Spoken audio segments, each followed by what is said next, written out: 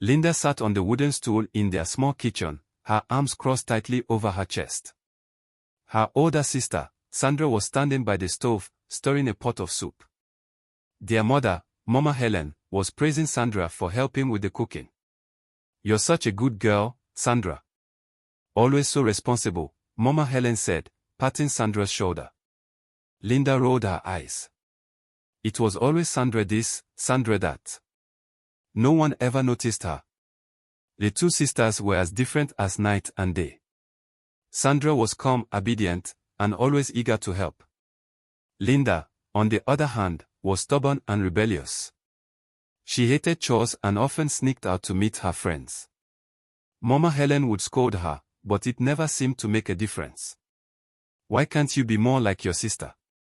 Mama Helen would say, shaking her head. Those words stung Linda deeply. One day, the village held a cultural festival. Sandra was chosen to lead the traditional dance because of her grace and beauty. Linda had hoped to be chosen too, but no one even suggested her name. As she watched Sandra practice, her heart filled with bitterness. "Why does she always get everything?" Linda muttered under her breath. On the day of the festival, Sandra danced beautifully, and the crowd cheered for her. Linda stood at the back, her face dark with envy. When Sandra returned, smiling and breathless, Linda couldn't hold back her anger. "You think you're so special, don't you?" she snapped. Sandra looked surprised. "Linda, what's wrong?" she asked. But Linda stormed off without answering. That night, as they lay on their mats, Sandra tried to talk to her. "Linda, I don't understand why you're so angry with me." "I didn't do anything wrong," she said softly. Linda turned her back to her sister. "Just leave me alone," she muttered. Sandra sighed and closed her eyes, but Linda stayed awake, her mind racing. The next day, Mama Helen took the girls to the market. Sandra helped carry the heavy baskets, while Linda lagged behind, complaining about the heat. A woman selling beads called out to them. "What beautiful daughters you have," she said to Mama Helen. "Especially this one," she added, pointing to Sandra. Linda's face burned with humiliation. Even strangers preferred Sandra. As they walked home, Linda's jealousy grew stronger. She began to wish that Sandra would just disappear. "If she weren't here, maybe Mama would notice me," she thought. It was a dark thought, one that scared her, but she couldn't push it away. That evening, Mama Helen gathered the girls for their nightly prayers. "Always remember, my children, God sees everything. Be good to one another, for jealousy is a poison that destroys the heart," she said, looking directly at Linda. Linda looked away, her cheeks burning. She knew her mother could see the jealousy in her heart, but she didn't care. As the days passed, Linda's resentment grew. She started picking fights with Sandra over small things, the piece of cloth, a spot by the fire, even the last piece of yam. Sandra tried to be patient, but even she had her limits. One day, after a particularly nasty argument, Sandra said, "Linda, I don't know why you hate me so much, but I won't let you ruin our relationship." Linda didn't respond. She just walked away, her heart hardening even more. Years passed, and the sisters grew into young women. Sandra remained the golden child, loved by everyone in the village. She was kind, hardworking, and always ready to lend a helping hand. Linda, however, grew more bitter with each passing day. She felt invisible, overshadowed by her sister's goodness. One evening, a young man named Richard visited their home. He was tall, handsome, and well-respected in the village. Linda's heart skipped a beat when she saw him. She had admired him from afar for months, dreaming of the day he would notice her. But as soon as Richard entered their compound, his eyes went straight to Sandra. "Good evening, Sandra," Richard said, smiling warmly. "I heard you've been helping at the school." "That's very kind of you." Sandra blushed and thanked him. Linda stood in the corner, her fist clenched. She wanted to scream, to demand that Richard look at her instead. But she stayed silent, her jealousy burning like a fire in her chest. Over the next few weeks, Richard visited more often. He would bring small gifts, a basket of fruits, a piece of fabric, and always, his attention was on Sandra. Linda watched as her sister's cheeks turned pink whenever Richard spoke to her. She watched as they laughed together, their voices blending in a way that made her stomach churn. One evening, Linda couldn't take it anymore. She confronted Sandra in their shared room. "Why do you always have to take everything from me?" she shouted, her voice trembling with anger. Sandra looked up, startled. "Linda, what are you talking about?" "Richard." Linda spat. "You know I like him, but you just had to steal him too." Sandra's eyes widened. "Linda, I didn't steal him. He's just a friend. I didn't even know you liked him." "Liar." Linda screamed. "You've always been a liar.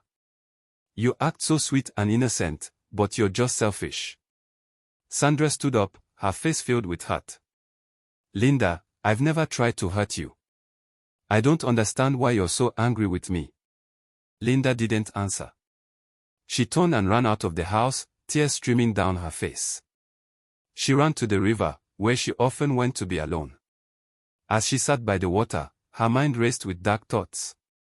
If Sandra were gone, maybe Richard would notice me. Maybe Mama would finally see me. The thought scared her, but it also felt like a solution. The next day, Sandra announced that Richard had asked her to marry him. Mama Helen was overjoyed, hugging Sandra tightly. "My daughter, I'm so proud of you," she said. Linda stood in the corner, her face like stone. She didn't congratulate her sister. She didn't even smile. As the days passed, Linda's jealousy turned into something darker. She began to plot. She started paying attention to the old women in the village who whispered about charms and potions. She listened carefully when they spoke of herbs that could make someone sick or worse. Sandra's wedding day was a joyous occasion. The entire village came to celebrate, and the air was filled with music, laughter, and the smell of delicious food. Sandra looked radiant in her white lace dress, her smile lighting up the compound. Linda stood at the edge of the crowd, forcing a smile as she watched her sister dance with Richard. Her heart ached with jealousy, but she hid it well. After the wedding, Sandra moved into Richard's home, a modest but beautiful house in the city. Linda stayed behind with their mother, but she couldn't stop thinking about Sandra's new life. "She has everything," Linda muttered to herself one night. "A loving husband, a beautiful home, and soon, she'll have children too.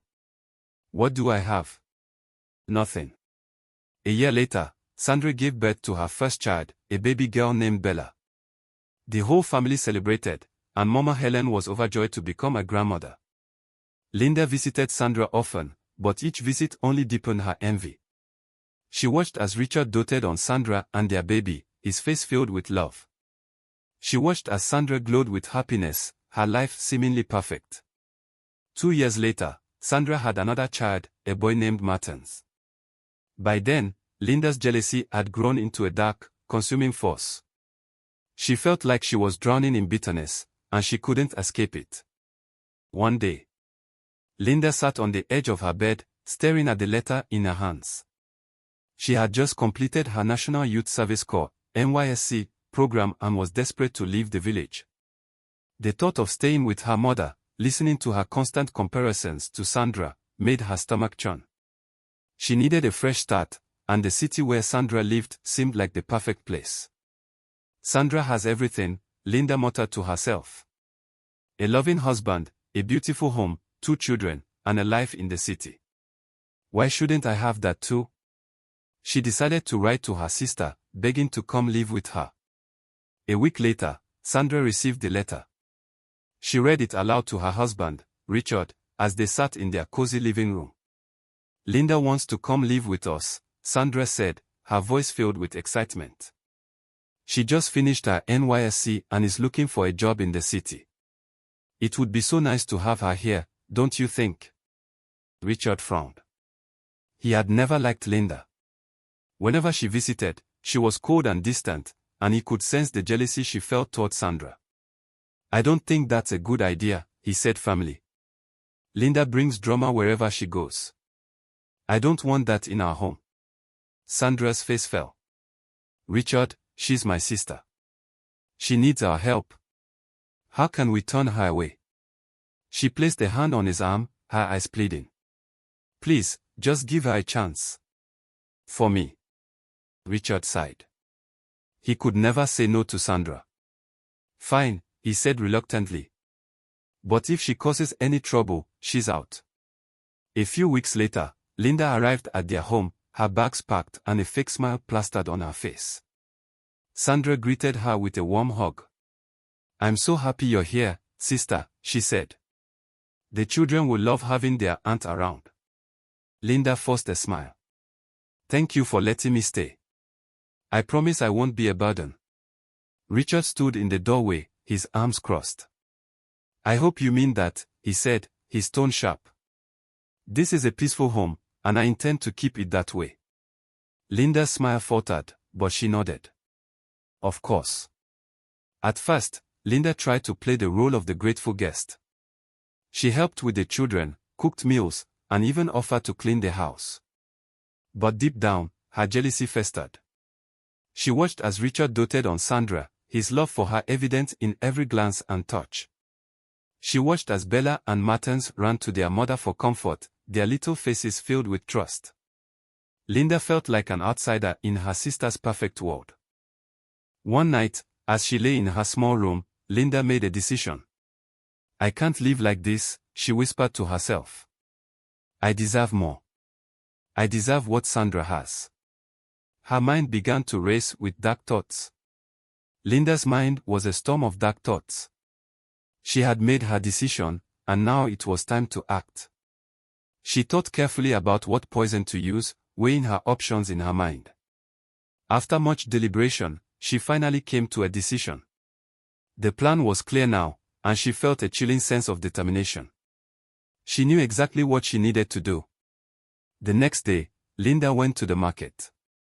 She wandered through the stalls, pretending to browse, but her eyes were sharp, searching for what she needed.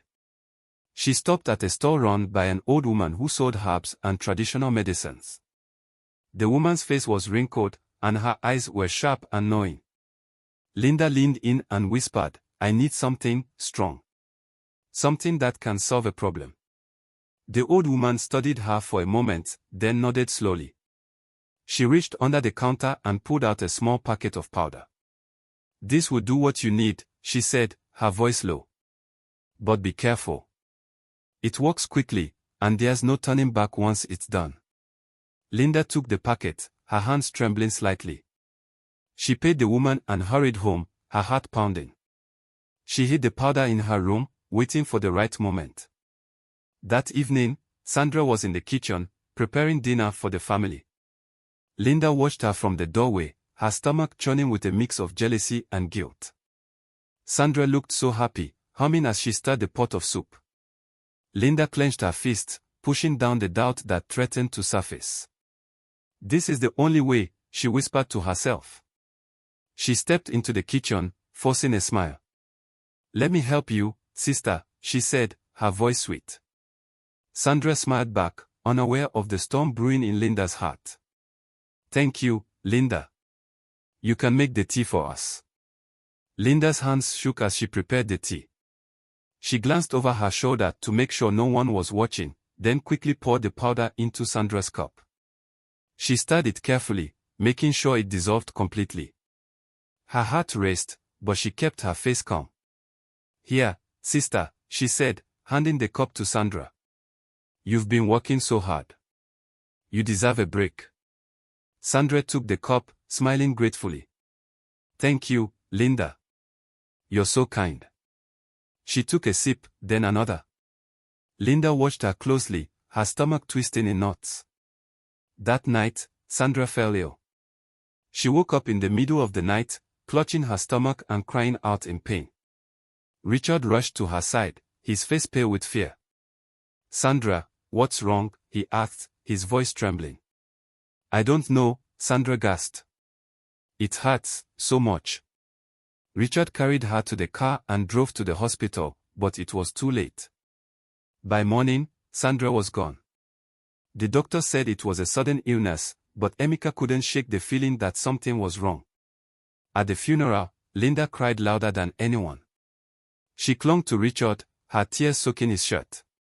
"I'll always be here for you and the children," she whispered. Richard nodded, too grief-stricken to speak.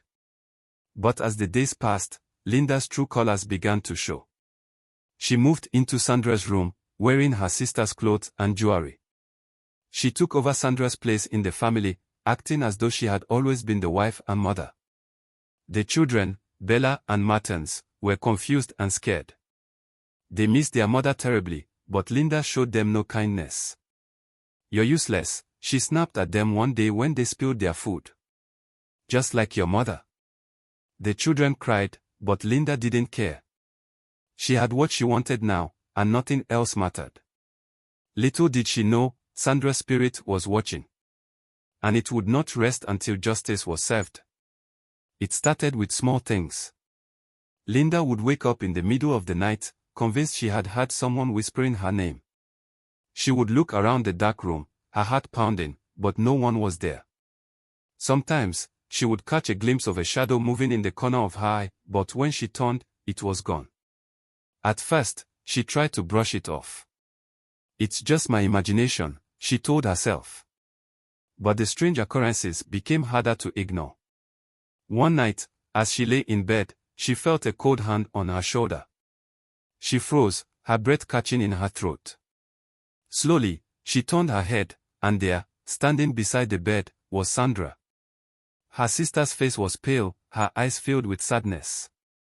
"Why did you do it, Linda?" she whispered, her voice echoing in the silent room. Linda screamed and scrambled out of bed, turning on the light.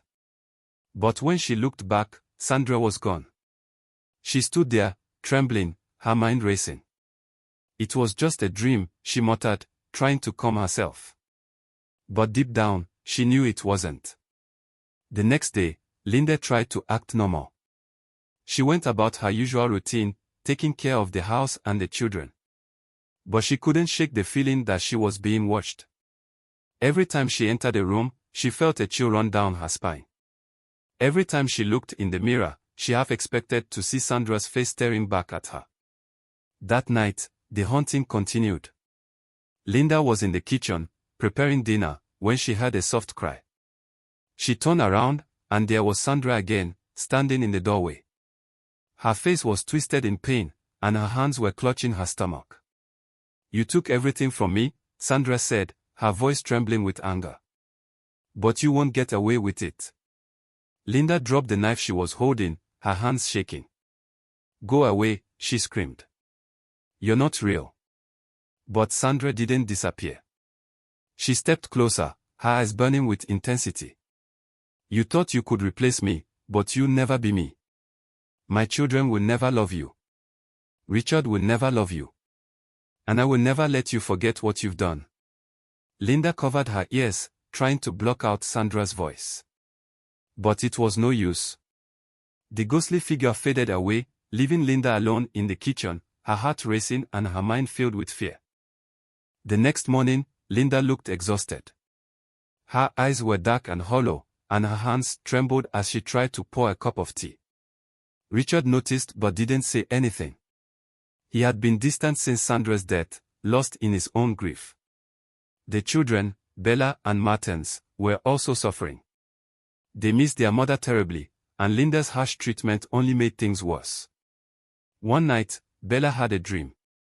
Her mother appeared to her, smiling gently. "My dear, be strong," Sandra said. "I'm watching over you, and I will make sure justice is served." Bella woke up feeling a strange sense of comfort. She shared the dream with Martins, and they both held onto it, finding solace in the thought that their mother was still with them. Meanwhile, Linda's torment continued. Sandra's ghost appeared to her almost every night, each time more menacing than the last. Linda tried to ignore it, but the guilt and fear were eating her alive. She started avoiding mirrors, afraid of what she might see. She stopped sleeping, afraid of what she might dream. One night, as she lay in bed, staring at the ceiling, she heard a soft voice. "Linda," it whispered. She turned her head, and there, sitting on the edge of the bed, was Sandra. Her face was calm, but her eyes were filled with sorrow. "It's not too late," Sandra said. "Confess what you've done. Make things right." Linda shook her head, tears streaming down her face. "I can't," she whispered. "I can't." Sandra leaned closer, her voice soft but firm. "If you don't, you'll never have peace. And neither will I." Then she was gone, leaving Linda alone in the dark, her heart heavy with guilt and fear. Bella and Martin sat huddled together in their small room, their faces pale and their eyes filled with tears. Linda had locked them in again, shouting at them for spilling water on the floor. They were hungry, but she hadn't given them any food since morning. Ada hugged her little brother tightly, trying to comfort him. "I miss Mama," Martins whispered, his voice trembling. "I miss her too," Bella said, her own voice breaking. She thought about the dream she had, where her mother had promised to watch over them. "Mama said she's still with us," she added, trying to sound brave. "She won't let Linda hurt us forever." But the days were long and hard. Linda's cruelty knew no bounds. She would slap them for the smallest mistakes, call them names, and make them do all the chores while she lounged around the house. The children were too scared to tell anyone, afraid of what Linda might do if they spoke up. One day, Mama Helen came to visit. She had been worried about her grandchildren and wanted to see how they were doing. When she arrived, she was shocked by what she saw. Bella and Martins looked thin and dirty, their clothes torn and their faces filled with fear. Linda, on the other hand, was dressed in expensive clothes, her hair perfectly styled. "Linda, what is this?" Mama Helen asked, her voice filled with anger. "Why are you treating your sister's children like this? And how could you marry her husband?" Linda's face turned cold. "This is my house now, Mama. You have no right to question me." Mama Helen's eyes filled with tears. "You have become a monster, Linda. Sandra would be heartbroken if she could see what you've done." Linda's hands clenched into fists. "Sandra is gone, and I'm here now. That's all that matters."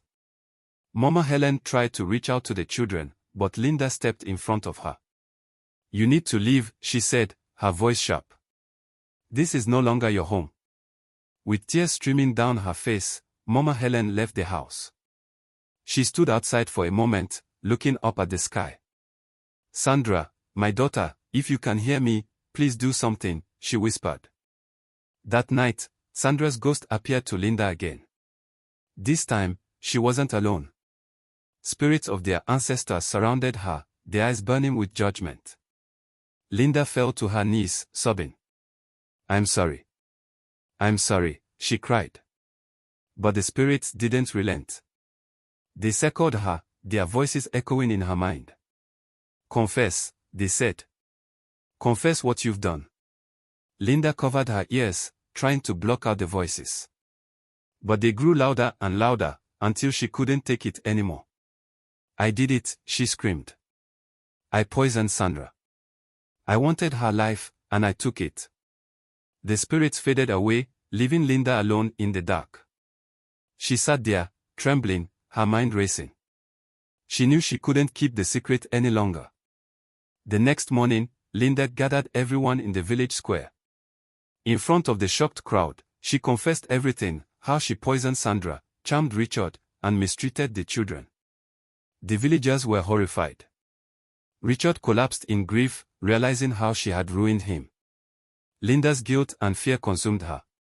She returned home and locked herself in her room. That night, the villagers heard a loud scream. When they broke down the door, they found Linda dead, a bottle of poison beside her. Her face was twisted in fear, as if she had seen something terrifying in her final moments. Mama Helen took Bella and Martins to live with her. She cared for them with all the love she had, and slowly, the children began to heal. One night, Sandra appeared to them in a dream, smiling. "Thank you, my darlings. Now I can rest," she said. The children woke up feeling at peace, knowing their mother was finally at rest. The village was silent as Linda's body was carried away. No one mourned her. The elders decided she would be buried in the evil forest, a place reserved for those who had committed unforgivable crimes. It was a fate worse than death, a final condemnation of her wickedness. As her body was taken away, the villagers whispered among themselves, relieved that justice had been served. Richard stood at the edge of the village square, his face heavy with grief and regret. He held Bella and Martens close, their small hands gripping his tightly.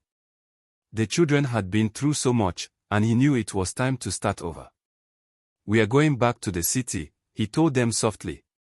"We'll leave all this pain behind and build a new life together." Bella looked up at him, her eyes filled with tears. "Will Mama be with us?" she asked. Richard knelt down, pulling his children into a tight hug. "Mama will always be with us, in our hearts.